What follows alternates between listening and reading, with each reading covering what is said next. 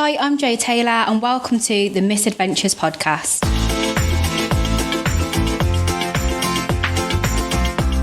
We've got Georgia Maguire joining us today on this week's episode. So I am all for, as you know, Stamps, being a strong, independent woman, going out there, doing shit for myself, doing things on my own. There is, however, a line, I feel. And it's not even about the fact that she's a woman and she went off and did some of the things that she did. It's anybody going off and doing some of the trip that she took herself on. Yeah, incredibly brave and maybe or stupid. Yes, I am here. I think that was the longest you've ever spoken by yourself without me interrupting you. Oh, That was very good. Thank you very much. But yes, she was incredibly brave and stupid, not or. I did say and or. Oh yeah, definitely and. Yeah, but I think, like we said in the episode, lots of lessons learnt, and obviously we're thankful because it just creates for some good stories. Never going to complain about that. No, the worse the trip, the better the episode. That's literally the foundations of this podcast, that people have gone away and had horrific experiences. And we just... Yeah, we basically gain a lot from that. So, always thankful that these people so selflessly put themselves through these situations. So then it's not so that they can come and speak to us, but then they do come and speak to us about it, and we get to. I mean, maybe it is. Maybe some people have got such lofty ambitions as to appear on the Misadventures podcast that they purposely have a shit time on holiday. I don't think that she said she didn't enjoy it. Well, this is true. Yeah. I'm not sure that she said that to be honest, I don't think she probably had a chance to think about whether she enjoyed it or not. No, she's too busy trying to stay alive. Yeah. On with the episode. Well, to be honest, I was just thinking, let's get this done because he's asleep. My little baby is asleep. I mean, it's amazing. He has been fucking around over the past few weeks. I don't know what is wrong with him. I don't know. Do either of you have babies? Stamps does. I did. That sounds really morbid. No, they're still around. Oh my God. Good God. They're just no longer babies. So I have 8-year-old twins. Oh, wow. Okay. Well, I can't complain because twins must have been. Whew. Yeah, it was fun. Amazing now, though. Do they look after each other? Well, They argue with each other. Is that the same thing? Yeah, of course. How old's yours? Yeah. He's 1. Oh, yes. Yeah. The joys of 1-year-olds. I know. He started hitting me. He's stamping and hitting me. I just don't understand. I've created a monster. It's normal, right? Yeah, you've only got another 18 years of it. It's fine. I mean, if you're still hitting at 18, that's a whole different kettle of fish, right? Wow, yeah. At least you can call the police at that point. Yeah.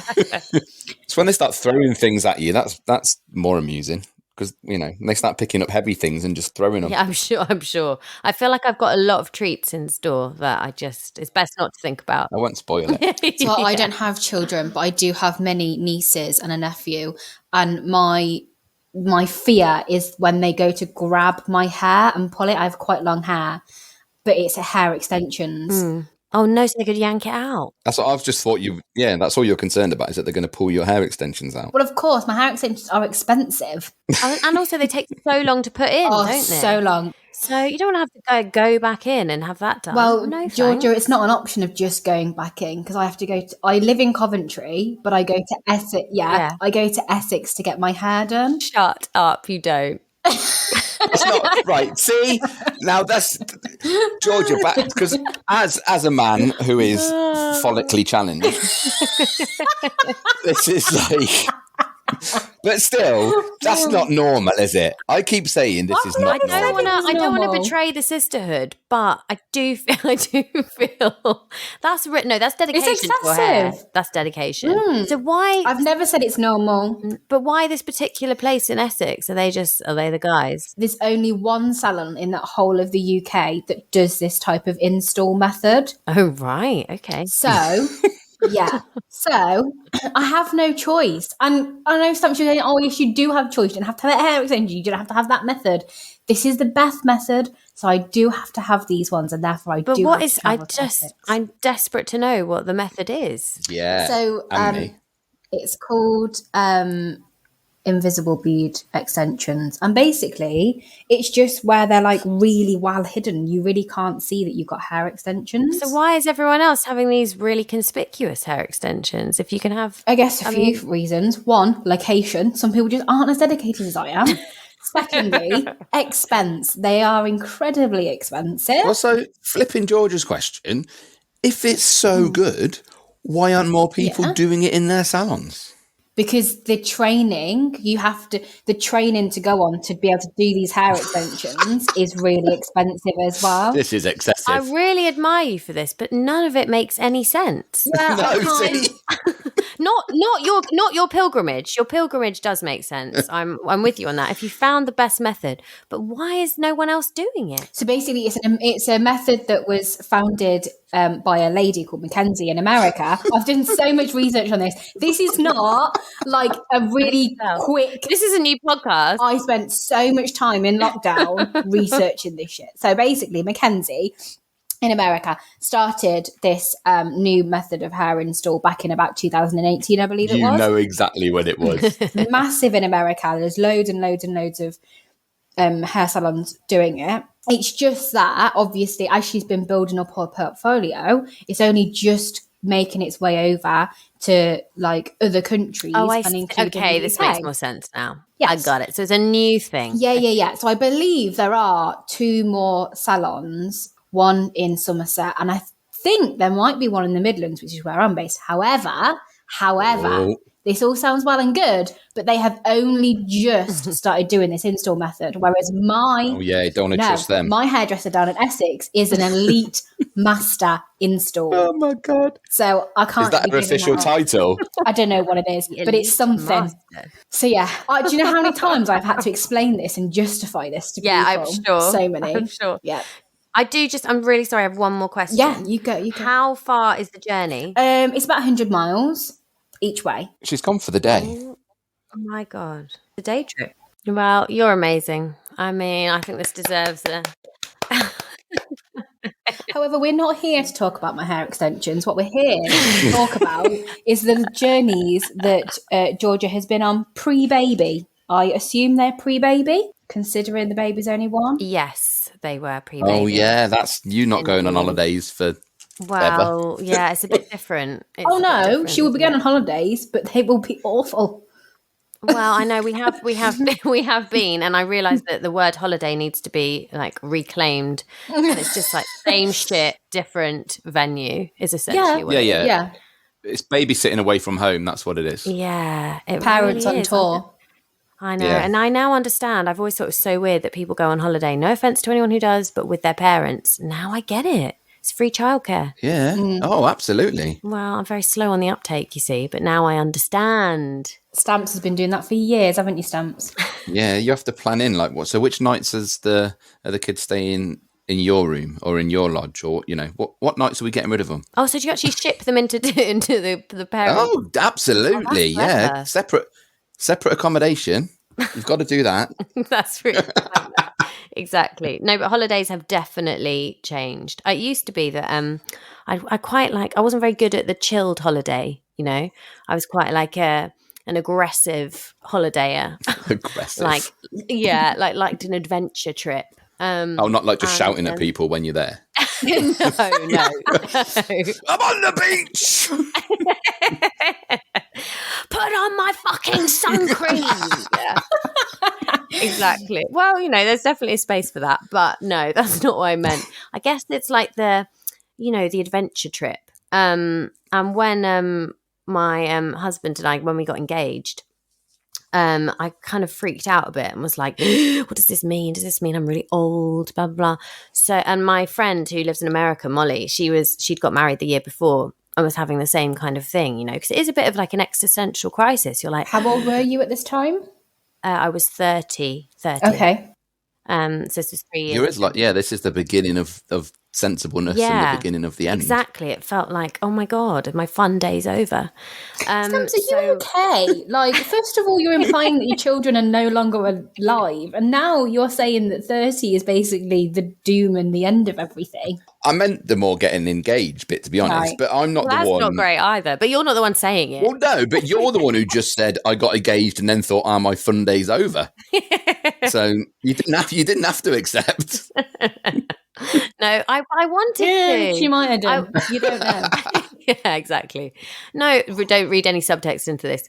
No, I really did want to get married, but it's all the like rigmarole with it, you know, like all the people like being like, you excited about the way? It just made me feel really sick. Oh yeah. You know, it's not great. It's not great. Yes, I'm excited. Stop asking. No, but I just remember getting engaged and thinking like this, going around that night, going around and around my head was, let the games begin. And just like imagining like what the hell was going to have to happen. I just like the wedding planning. Do you know what I mean? And everyone going mad about it in my family and his family. Anyway, to combat that, me and my mate decided to go on a motorbike trip across Morocco. And that was our way of being like, I don't want to make sugared almonds. I am going to not go dress shopping. I'm going to hire a motorbike and travel across Morocco. And if I get back alive, we'll get married. Yeah, yeah, exactly. Yeah. It's a hell of a hen-do. Yeah. You'll know if it's meant to be then, I suppose, won't you? Well, exactly. Either she dies or she's coming down the aisle. So, yeah, it was an absolutely amazing trip, but we bit off way more than we could chew. Which is exactly what I want to hear for this podcast. Yeah. I mean, we'd never ridden motorbikes before. Well, hang on a minute. What? Hang on, so you didn't need a license or anything? No, so when I say motorbike, it's called a monkey bike, which is a 49cc miniature motorcycle that like you would like see in a circus. How far did you go on this thing? We went 1,000 kilometers. A monkey bike. Oh my goodness. From I mean, that's like 600 miles in old money. Yes, that's a long way on a children's motorbike. Yes, yeah, but you barely go uphill. Well, yeah, I mean, the whole thing was a fucking nightmare from start to finish. But hang on, if you'd never ridden a motorbike, where did the idea even come from? Well, I don't know, like, you know, desperation, I guess. Like, oh God, what are we going to do? Was a car not an option? Well, my mate, Molly, she found this company that kind of suggests like quite stupid and quite dangerous journeys on weird vehicles. Sounds it. And so she was like, hey, George, I've got this great idea. And I was like, yeah, brilliant. As long as it means I don't have to, you know, talk about like what hat my mom's going to wear. Fantastic. So yeah, that's just honestly how it happened. We did our CBT training. Where did you put your stuff? Like your suitcase? Well, we didn't really bring anything. A suitcase. I mean, we wore the same thing for 7 days. I mean, I've just found this. Like, there's a company called Monkey Run Morocco, and yeah, that's the one. Is it?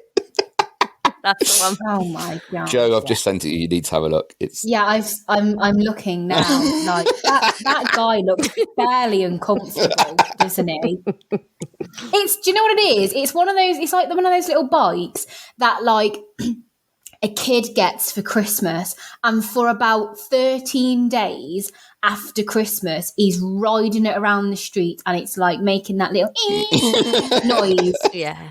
And you're waiting for somebody to put the wrong fuel in it and knacker the engine. Yeah, it's like a major fad, isn't it? It's a Christmas fad. Yeah. Mm-hmm. I know we've only just started this episode, but I feel like you might be the reason we started this podcast. Cut to 2 weeks' time, you on a monkey bike. Right, I'm going to shut up. I want to hear about them. Yeah, I want to hear about the monkey bike. Yeah, and so we had to do like, well, we didn't have to actually because there are no rules in Morocco, but we, being the keen beans that we were, had to do our CBT training here to like learn to ride a scooter. So we did that, and I went out on 150cc a couple of times, did lessons here, did like off-roading. Have you ever been on an off-road dirt bike? No. I mean, it is the scariest thing I have ever done in my whole life. And we were just around like a kid's track in the Isle of Dogs. And my friend Molly kept crashing into the Portaloo, and she was like, porta potty, because Americans say porta potty, which is gross, but that's another side note. And it was just so fucking scary, and all I was just lying awake in bed at night, not thinking, oh my god, I'm getting married, I'm so excited, but oh my fucking god, I've got to like ride a miniature motorbike across Morocco, and I have no idea what I'm doing. Oh god, I know. And we really got into the planning of it. So we spoke to like there's this motorbike collective here called the Vicious Cunts, and it's this wow, this all female, sounds incredibly professional. yeah, so it's all female like motorbike collective. We were like, hi guys, just wondering if like we can be in your gang, and they were It's like the House Angels. yeah, and they were really kind to us, like really supportive, but also like, no fucking way, guys. You are I mean, you're riding a tiny kid's bike. They sound like they would have an aggressive holiday.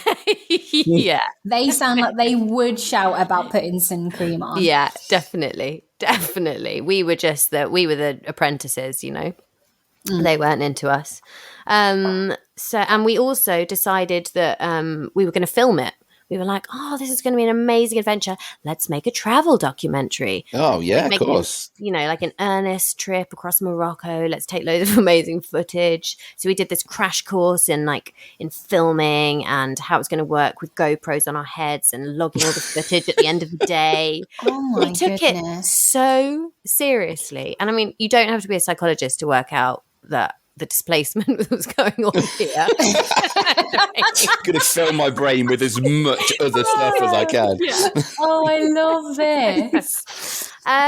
So anyway, and we finally got there, and we realised that all of this like keen bean nerd training meant fuck all when you actually get on this piece of shit and you're left on your own with a map and your kind of intermittent signal on your phone, and you don't know what the hell you're doing, and the bikes broke down like a million times a day. I mean, basic mechanics training. Would you know how to do anything like that?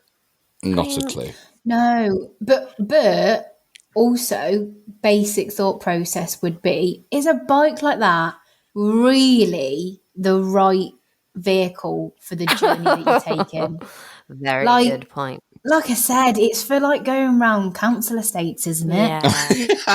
Yeah. Yeah, it is. Not that I'm making any assumptions there, guys, but it's just what I've seen. It's what I've observed. This is like one of those Top Gear challenges. It is. Oh my god. So was this like on, I mean, stupid question, it's Morocco, but were you like riding on the sand, like in the desert, as opposed to on the streets? Oh my God. It was insane. And this thing does not go through, I mean, I don't think many bikes do they, unless they're like dirt bikes, but this thing did not want to go through sand. And like mud, gravel, going up hills was impossible. They broke down all the time. I kept losing my brake. It must have been so uncomfortable, like sitting on that. Well, that was actually all right. It was fine.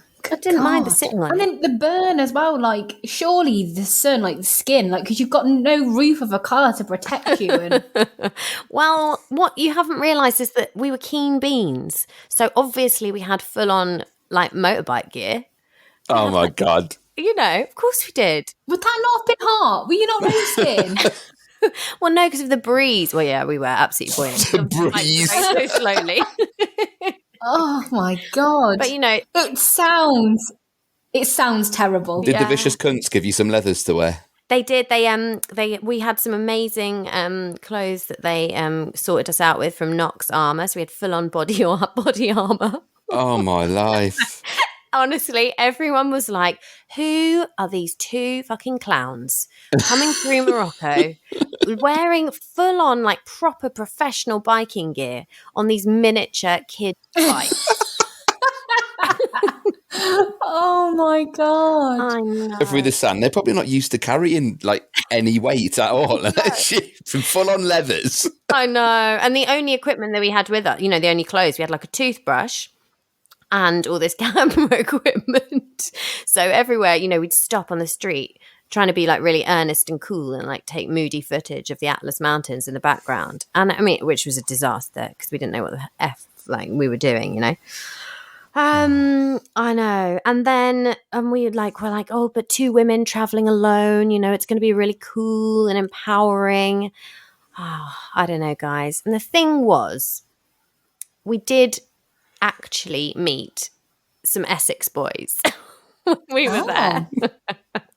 Oh my God. I just need to, underline that nothing untoward went down. These were married Essex boys. But they turned out, despite our like female empowerment trip, they turned out to be like our saviors because quite useful. They were. And it was so fucking degrading and awful because every time, something awful happened, which it did frequently, 10 times a day, we'd be like, should we give them a call?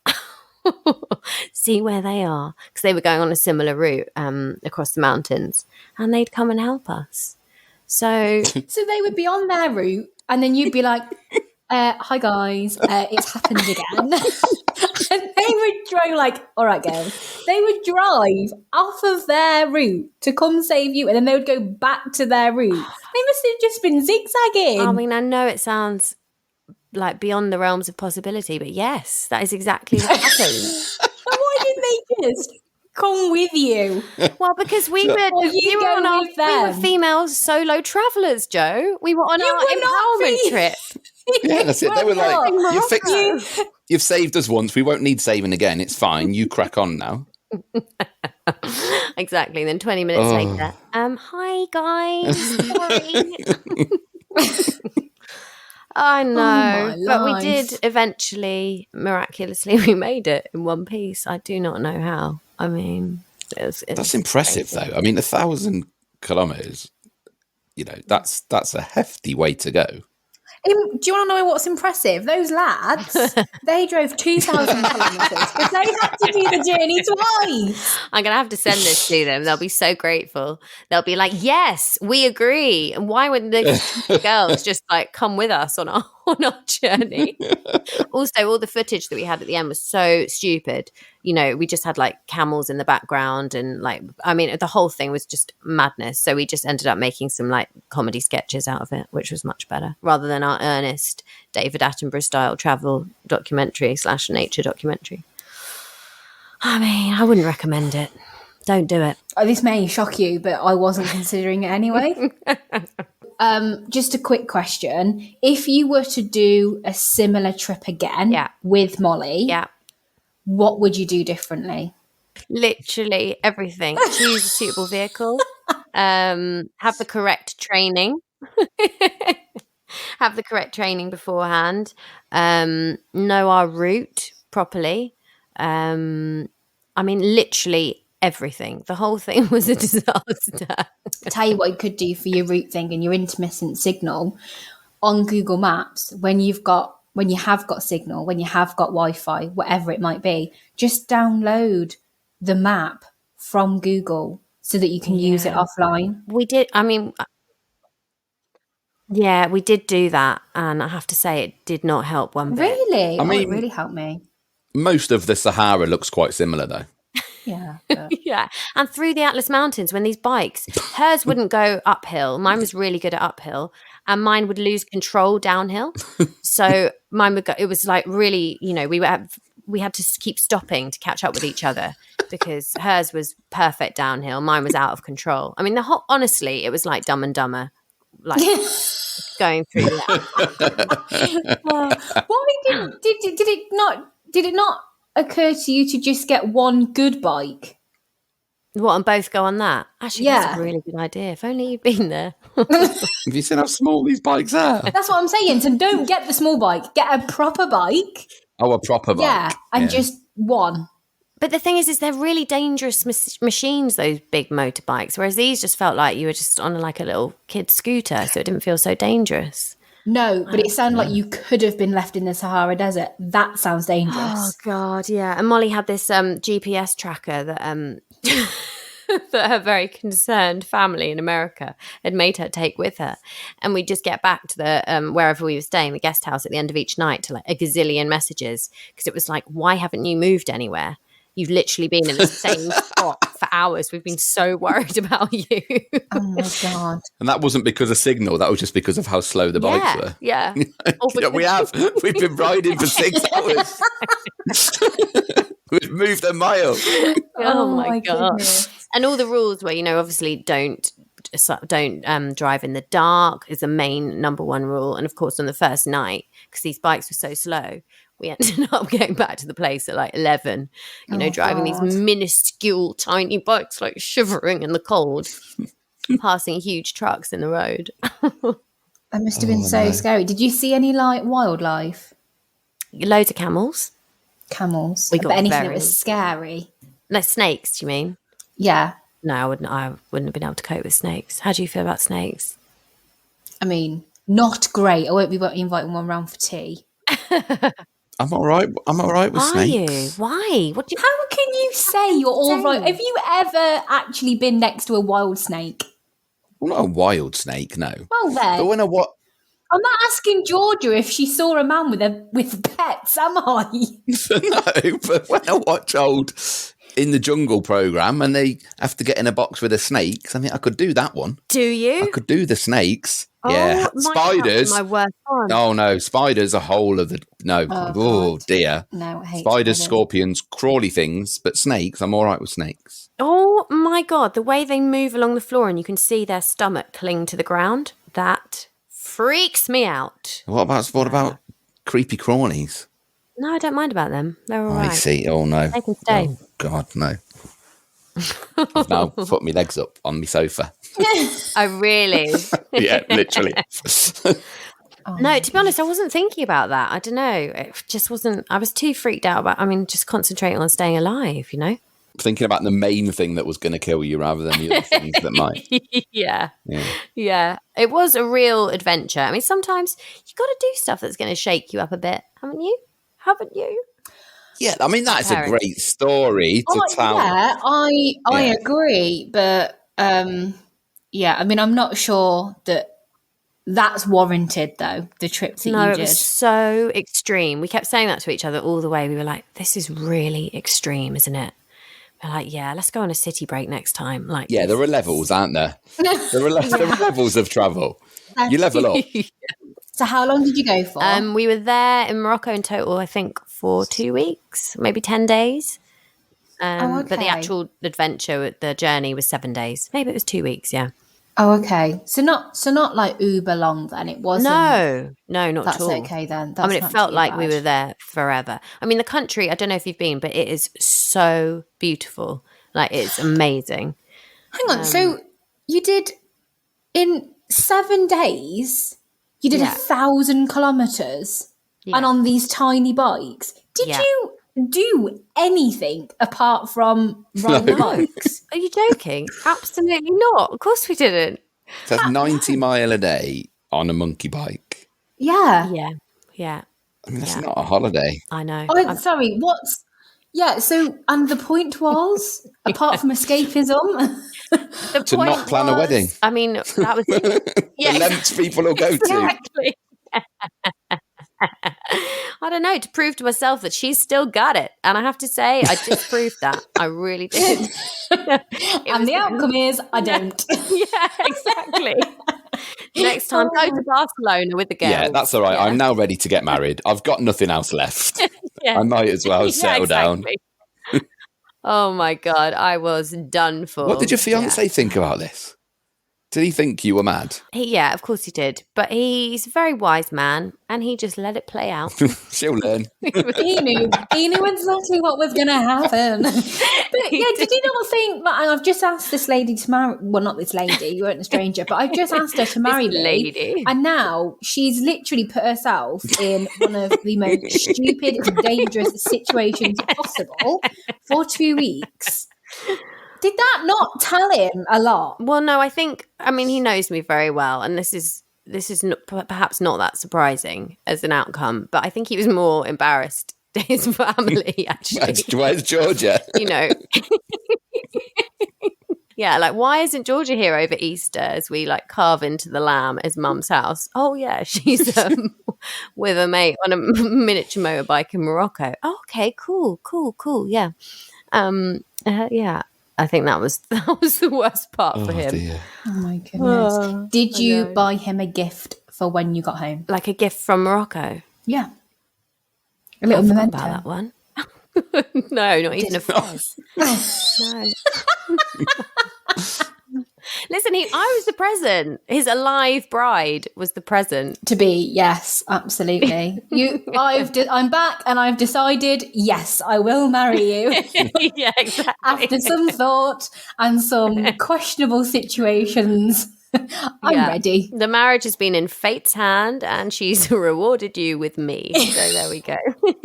Oh my goodness! And the places that you were stopping in once your travel for the day was done.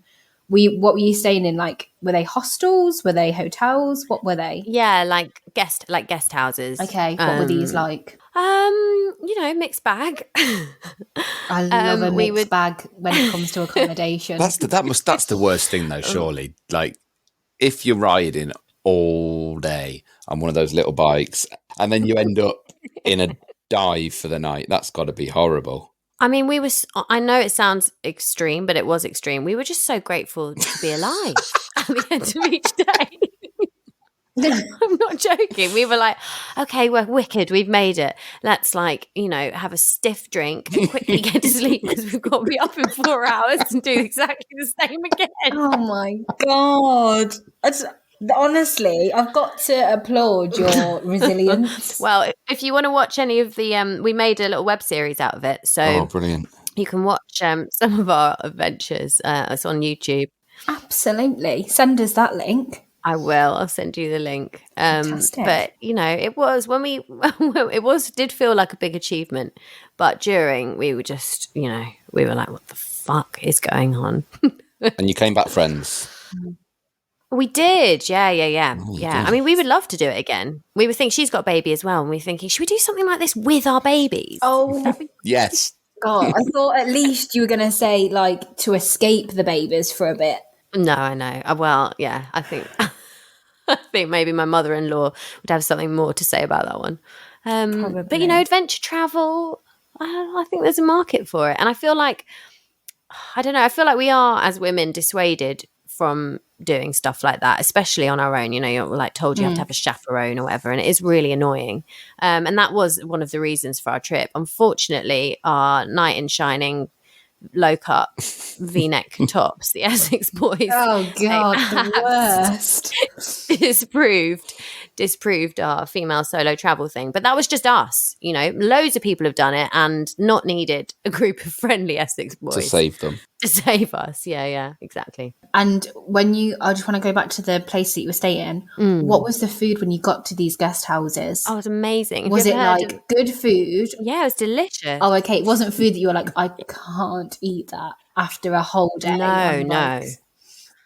No, it was amazing, like tagine and Berber omelettes, which is like filled with everything you can imagine. And we ate loads of chips. Okay. I don't know why. I had it in my head that it would be like camel's eye and things like it's not Indiana Jones. But like, I'm just thinking back to like when I've seen the Carl Pilkington's travel Idiot Abroad. Yeah. I know exactly what you're talking about. He got like, he was riding the camel across the desert. I don't know where he was, but he was riding the camels across the desert, and then it was in this like tent in the middle of nowhere, and he had this awful broth thing to eat. Like, that's what I've got in my head. I mean, I'd never, to my knowledge, had camel's eye broth, but I was so tired. You'd have ate it. Retina and Yeah, all. I would have eaten it. Oh, exactly. God. And we were starving. We were absolutely starving because all we had during the day was like, I don't know, a chocolate bar that we picked up from the shop. I mean, no, food is very important to me as well. But I would say the cuisine was the last thing on my mind when we got to the guest houses. Yeah.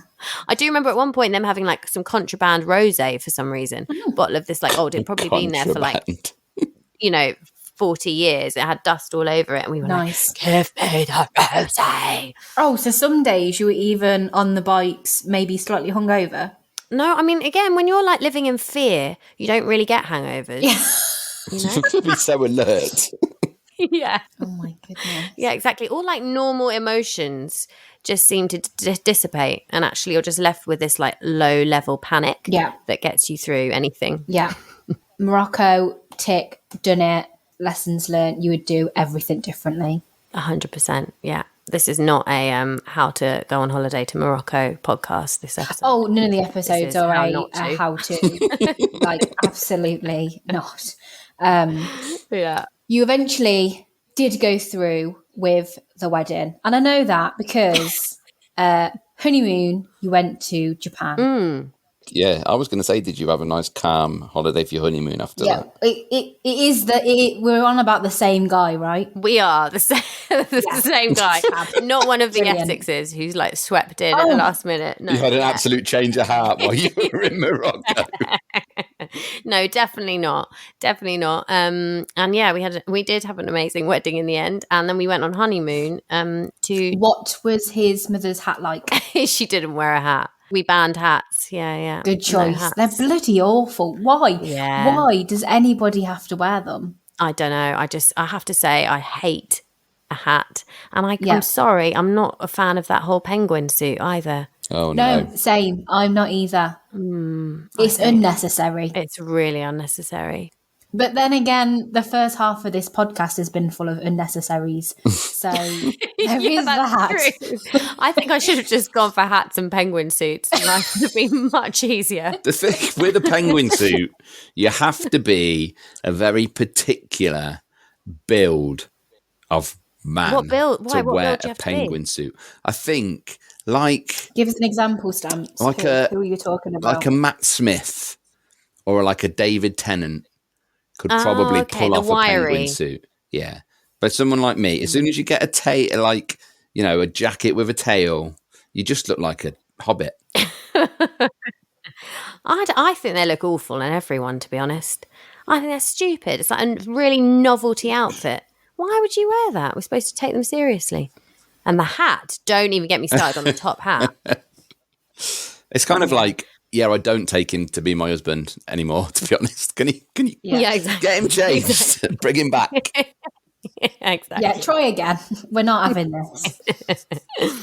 We didn't have any of those. And we did go to Japan, and we decided again we were going to have an adventure, which was great. We're going to spend 3 weeks in Japan. And, it was great. But maybe this was, God, now I'm talking about it, maybe this was like revenge. But basically, my husband took me on what was essentially a Duke of Edinburgh around Japan.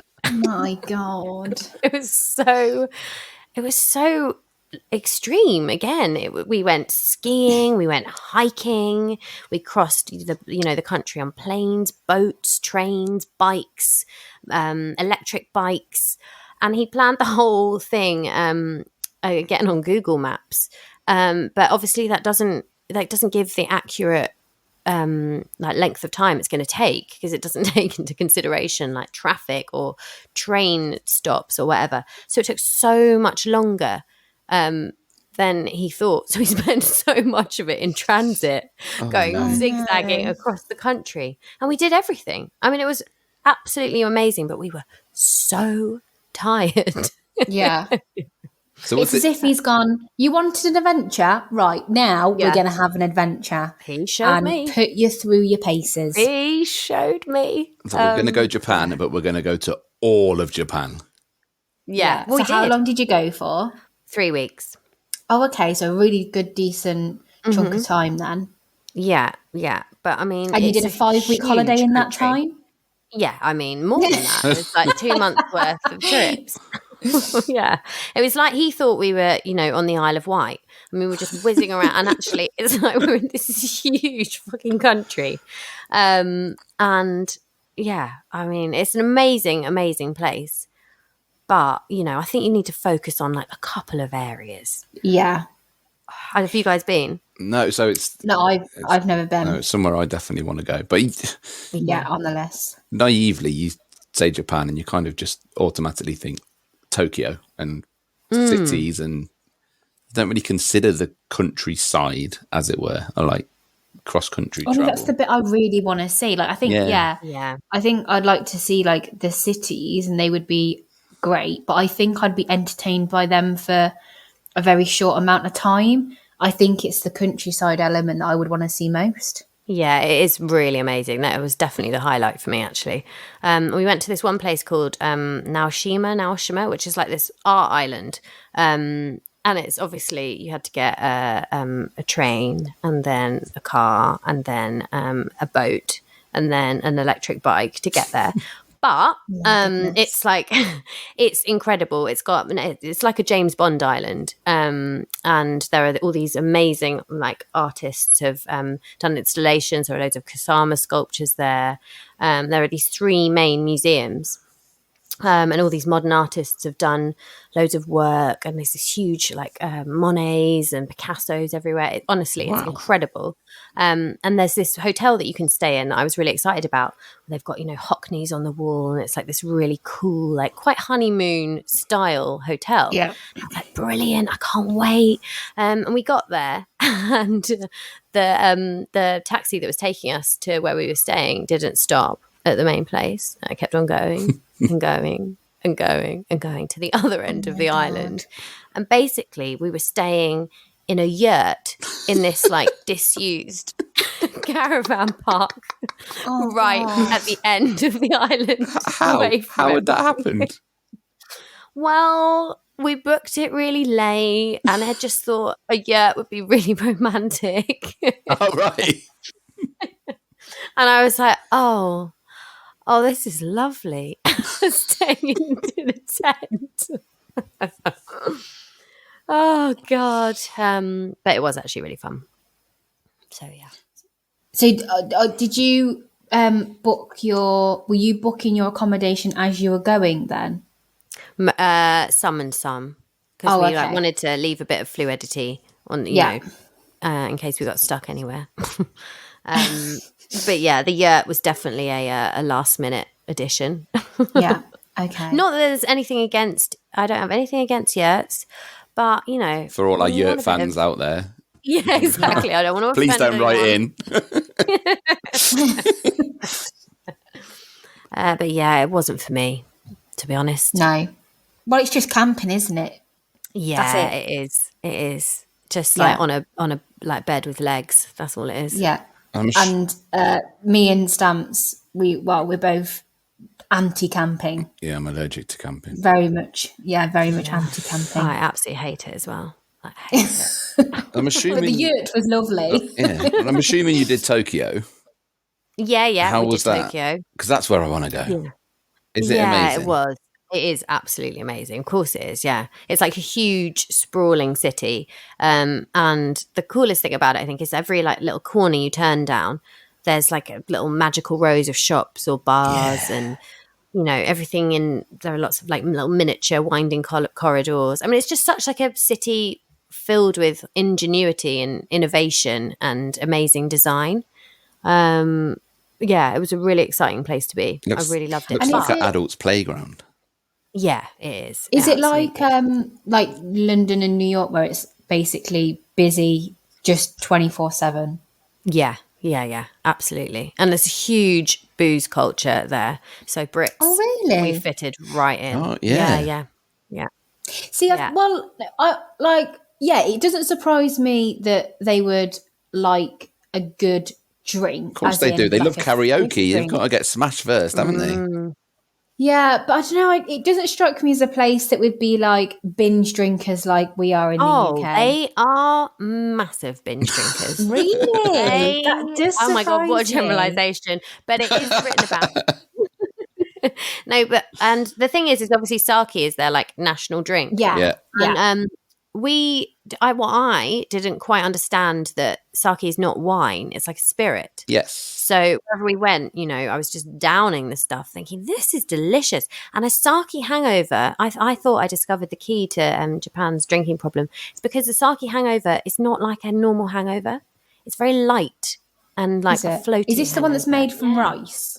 Yeah, exactly. Yeah. It's delicious. So maybe it's because you don't feel like you're hungover that you just keep on drinking. So we all should be drinking sake. Yeah, there's no repercussions. There's no consequences for our actions. This sounds amazing. I'm really pushing some great stuff here tonight. Yeah. And have they got all the street food? Is that all as like crazy as it looks? Yeah. I'd be well up for some of that. All kinds. Yeah, it is amazing. Loads of delicious, weird stuff. And some, even the 7-Eleven stores, like the local newsagents, just you pop in and you like have some delicious sushi. And, a little tin of sparkling sake at 8:30 in the morning for your train journey. This is insane. Well, why not? Yeah, Why exactly. not? Did you go on one of the bullet trains? We did, yeah. We went on loads of the bullet trains. Loads of course, because we were just like in transit for most of our they've got a whole country to cover. We had a lot of bullet train action. The only thing is that obviously there's like an earthquake situation in Japan, and I really got into my head about it. So before we went, I downloaded all of these apps that alert you to when there's going to be an earthquake. Oh, really? God. I know, I really got quite extreme about it. But the problem is that they alert you to not only an earthquake in your area, but to an earthquake wherever they are in the globe. So my phone was constantly buzzing, like, zzz, and we'd be like, and then get under a doorway. I'd open it. Exactly. And then it was like, oh, fine, it's 7.2 magnitude in Alaska. And we'd be like, oh, fine, okay. So that was a slightly unrelaxing addition, like an accompaniment, this constant buzzing. But it really alerted me to just how many earthquakes there are in the world. Yeah, but surely it's including like just like mini quakes and things like that. Yeah, totally. Yeah, absolutely. And lots of them not, in plates that no one's in, under which there are no inhabitants, like in Alaska and stuff. So, but again, like my mentality here is, yeah, fine, it's all well and good if it's going to tell you there's going to be an earthquake that's maybe substantial and you can get under a doorway or whatever the procedure is. But what were you going to do? If there was surely, like Japan has got procedures in place. If there's going to be an earthquake, they've got alarms or something that sound to let people know. Yeah. I mean, they're so organised. What? I guess my question is, why? Because what would you have done? It's not like you could have fled. What would you have having all of these alarms? What kind of peace of mind did it give you? What did you think the benefit was? Every day, yeah. Well, I just think knowledge is power, So I think by knowing, once you'd started on that journey of knowing, of seeing the global earthquakes that were going on, it was very hard to turn it off, So I just thought, what if the next one is the one? Get out my hard hat. Question. Once you got home, how quickly did you turn those apps off and delete them? Do you know, I actually kept them on for a while. Couple of weeks. Really? Yeah. I just thought it was quite interesting. I didn't really listen to science or geography, so I was like, okay, I'm getting a real global overview here. Earthquake in Manchester on its way. Activity. Yeah, exactly. I know it sounds weird, guys. I'm not saying it's normal. Don't go on holiday with me is the moral of this story. Yeah, well, I mean, to be fair, the second one, it doesn't sound like you can take too much of the responsibility of it. It sounds like your husband planned most of that. And I do have to say, it was, for the most part, amazing. But if I were in charge of the planning, potentially would have taken off 4 of the destinations. Mm-hmm. And gone round on a miniature bike. Yeah, well, exactly. That would have made loads. I'd still be there now if that was it.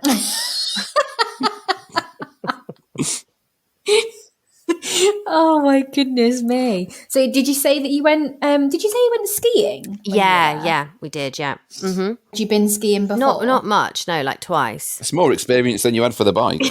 Yeah, true. That's a very valid point. Expert Stamps. skier. Well, yeah, it was good. It's quite extreme. Extreme has been a word I've used loads. Everything you do is extreme. Like, do you have like a medium, like calm? I don't think I do. No, and I think that's something that at my ripe old age I should have learnt. But no, it's very like there's a lot of snow, and it's powder, so it's really thick, which is apparently brilliant for skiers. But I'm obviously not a skier, so it's quite difficult to navigate. And the weather was really bad, so there was white out everywhere. So you can't see the sky or whatever in the ground. So it was me like snow plowing down these mountains, like, freezing my little knickers off. And Ed was like whizzing ahead. I mean, it was insane. And I kept thinking to myself, oh God, a beach in Mauritius would be nice, So I was like... Well, you did say you weren't like a chilling out on the beach kind of person. So your husband has tried to create for you exactly the type of holiday that you think you're going to like. Yeah, be careful what you wish for. Maybe it's like he's thrown everything at it, everything he possibly can. Almost in a comedic sense. Yeah. Like trying to take it too far. And I think he achieved it. He really did. He achieved that. He really did. I have never experienced fatigue like it. I mean, honestly, we also went on this huge hike, which, there's that pilgrimage trail in Spain, the Camino de Santiago. Well, there's an equivalent one in Japan. But it's really, because obviously it's much more mountainous, the region. So they're huge, steep inclines, and then obviously very steep descents as well. All through this these craggy mountains and this really like gnarly trees that have been there for what feels like thousands of years. Like it's kind of like Lord of the Rings, is what the landscape looks like. But it was just so hard, and we were there with our little backpacks, trudging on this 3-day hike just after we'd been skiing and before we were about to go like mountain biking on this art island. And I was like, fucking hell. It's only I love the fact that you've got like a 3-day hike as just part of my holiday. I know. Yeah. It's going to do that while we're there. Oh my God. I know. And we didn't see anyone else on the, basically for the whole trip. It was quite eerie. Everyone was just like having fun in drinking sake and doing karaoke. Yeah, exactly. So has he been allowed to plan any more holidays? We've decided that we're going to hang up our adventure boots for a little bit. Nice. Okay. And the last trip we went on was to Mallorca, and we just lay on a beach. Which you did in the end? We did, yeah. Well, this year, with the baby, which still wasn't a holiday because it was an adventure in a different way. It's running around after a 1-year-old.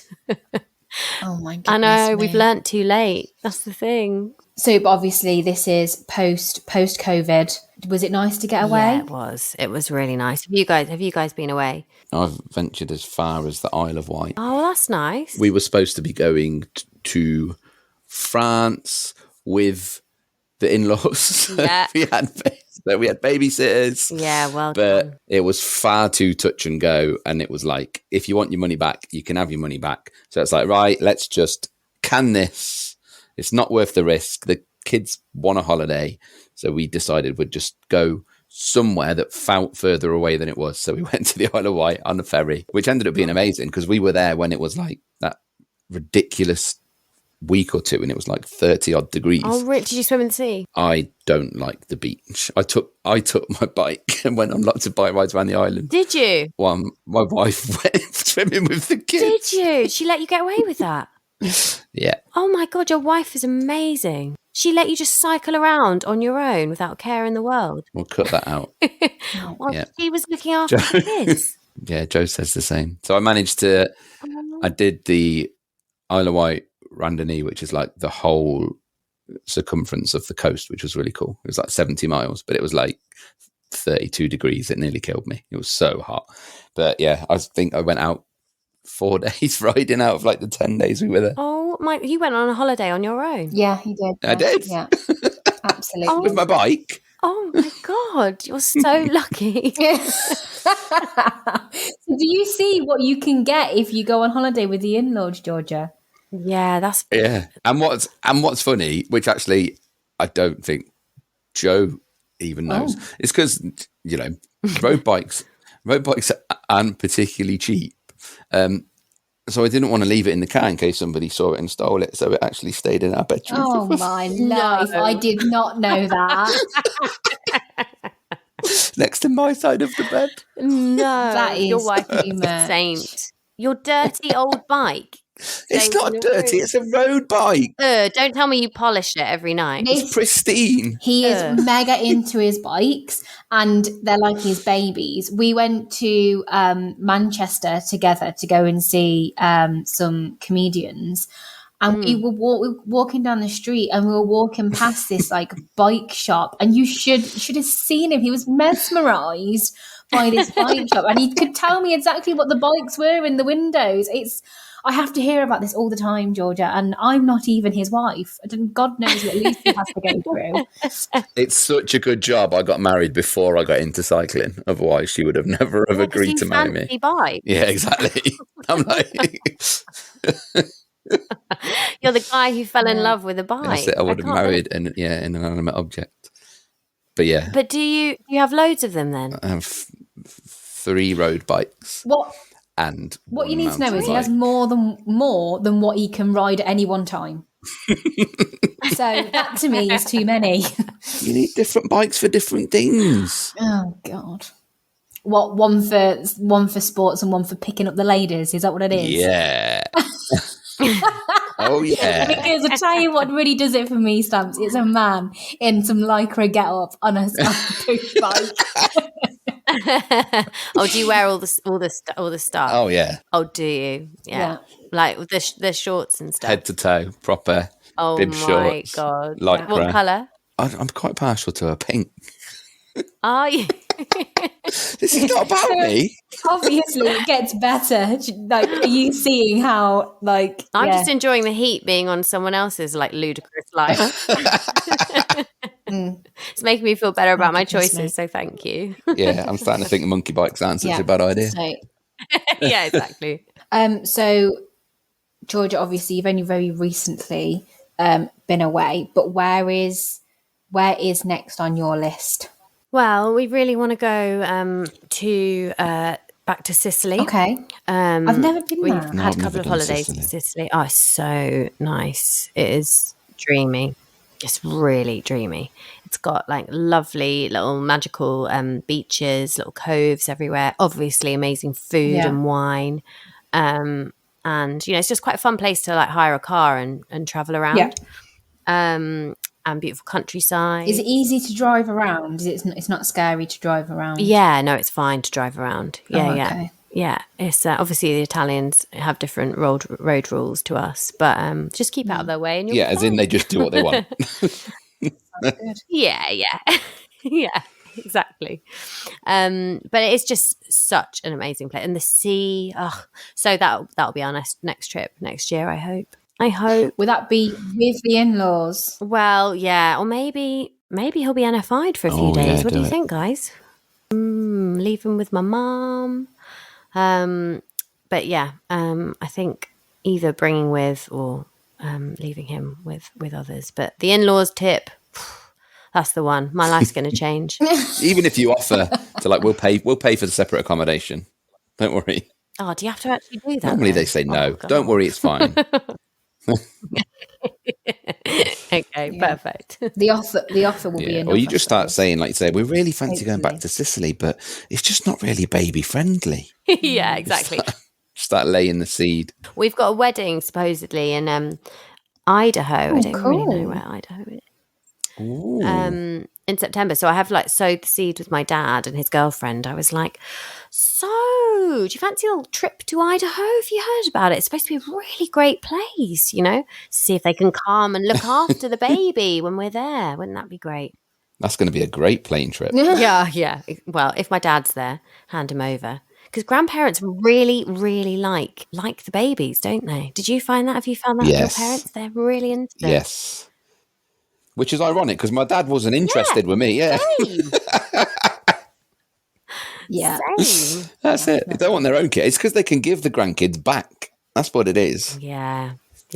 And also they can do what they want, like chocolate for breakfast is fine and not judged when it's not your kid. Because they're the not ones, I suppose, I've got to get them to sleep. Oh, you've got all that to come as well. When the kids start coming home and they go, no, and then they come home and they go, well, I'm allowed to do it at grandma's. Go back to grandma's then. Go on. Oh, my goodness me. Oh, wow. Georgia, it's been brilliant having you on. And I did know the snippets of your stories, but all the detail, I definitely didn't know any of that. And it was definitely a surprise. So thank you so much for sharing.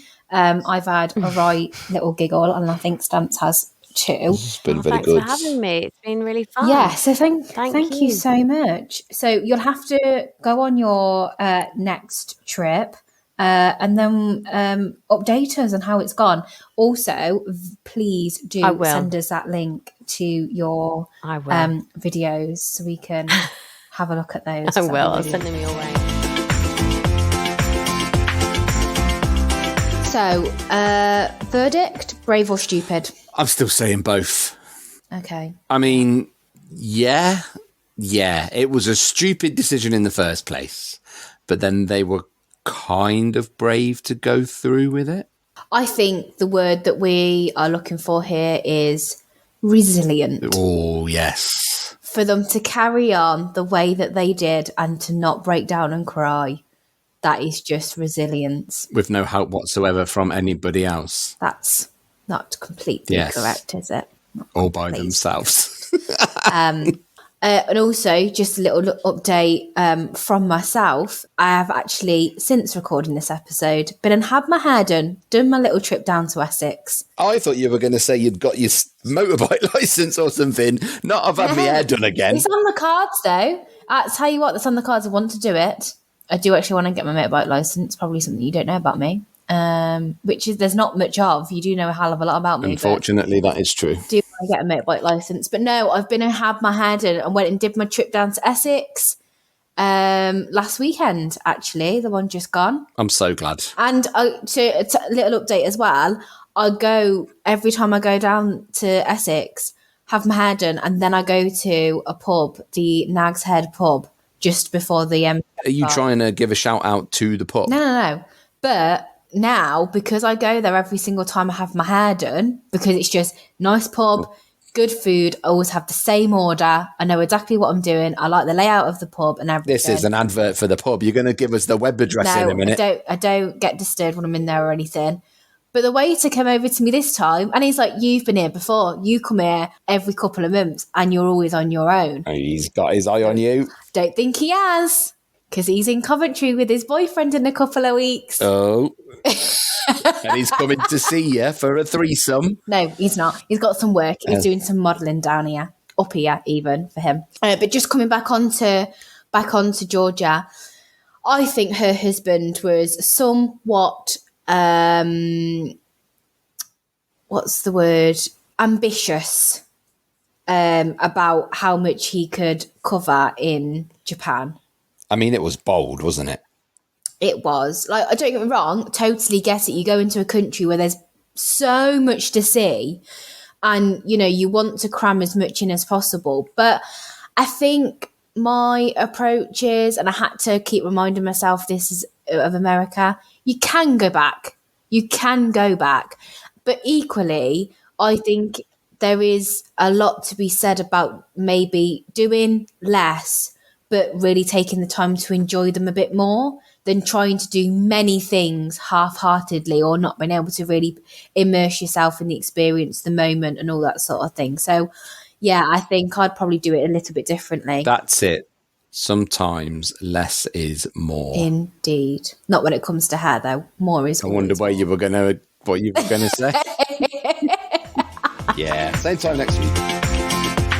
Find us on Instagram, Misadventures in Travel. Follow us, like our posts, support us, and if you've got any stories, any misadventures of your own, DM us, let us know, and we could share them on the podcast.